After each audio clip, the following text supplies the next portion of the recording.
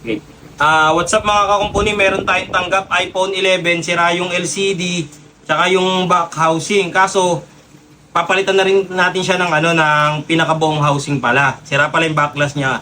Baluktot kasi kaya hindi na pwedeng backlash ang palitan. Buong housing na dapat. Ganito. Papalitan natin ng isang buong ganito. Yan, galing pa kay San, sir? QC po. Yan, QC. Ito gagawin natin to ngayon, no?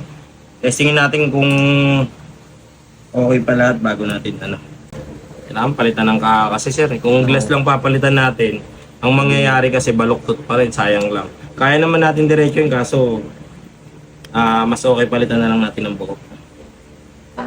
May mga gusto ka bang ipagawa? Cellphone mo na luma o kaya sira? Halika na't dalhin mo na agad sa amin. Tiyak mabubuo yan at yung magagamit. Nabagsak mo pa o kaya na ibalibag. Hindi bumubukas o ang LCD ay basag. Okay no, tingnan mo to. Wait up. Ito, spots. Baluktot yan. Okay na yan. LCD. Mali ko na lang mag-activate na. Ito ibibigay na natin. Sir, malinaw yung LCD natin. Ito na lang pa. Ingat pag-uwi, sir. Sa mga gustong magpagawa, PM nyo lang po ako sa Ian Andrew de la Cruz, yung may blue check. Pagka walang blue check, hindi po ako yung mga kakumpanya.